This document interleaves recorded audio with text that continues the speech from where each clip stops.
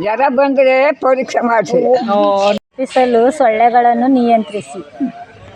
ಎಲ್ಲರಿಗೂ ನಮಸ್ಕಾರ. ಇವತ್ತಿನ ವಿಡಿಯೋದಲ್ಲಿ ಮೇ 16 ವಿಶ್ವ ಡೆಂಗ್ಯೂ ದಿನಾಚರಣೆಯನ್ನು ಮಾಗನಹಳ್ಳಿ ಗ್ರಾಮದಲ್ಲಿ ಜನಗಳಿಗೆ ಜನಜಾಗೃತಿ ಮಾಹಿತಿಯನ್ನು ನೀಡುವ ಮೂಲಕ ಆಚರಿಸಲಾಯಿತು.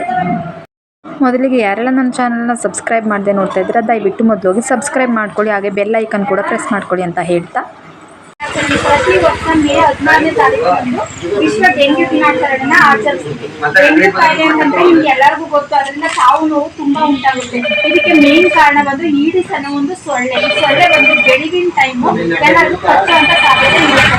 ಅದಕ್ಕೆ ನೀವೇನ್ ಮಾಡ್ಬೇಕು ಅಂದ್ರೆ ಮಳೆ ಇರ್ತಕ್ಕಂಥ ನೀರು ಮತ್ತೆ ಸುತ್ತಮುತ್ತ ಇರ್ತಕ್ಕಂಥ ವಾತಾವರಣ ಶುಚಿಯಾಗಿ ಇಟ್ಕೋಬೇಕು. ಮತ್ತೆ ನೈಟ್ ಸೊಳ್ಳೆ ಕಡ್ಡೆಯನ್ನ ಯೂಸ್ ಮಾಡ್ಬೇಕು.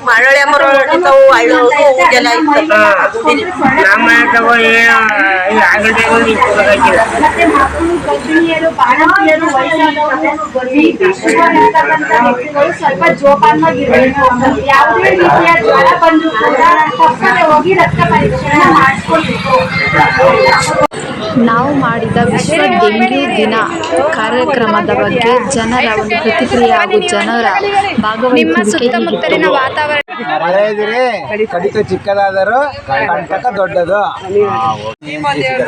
ಸಾವು ನೋವು ತಡೆಯಬಹುದು. ನೀರು ನಿಲ್ಲದಂತೆ ಸಹಕರಿಸಿ ಸೊಳ್ಳೆ ಉತ್ಪತ್ತಿಯನ್ನು ತಡೆಗಟ್ಟಿ. ಧನ್ಯವಾದಗಳು. ಡೆಂಗ್ಯೂ ತಪ್ಪಿಸಲು ಸೊಳ್ಳೆಗಳ ವಿರುದ್ಧ ಹೋರಾಡಿ. ಹೇಳಿ.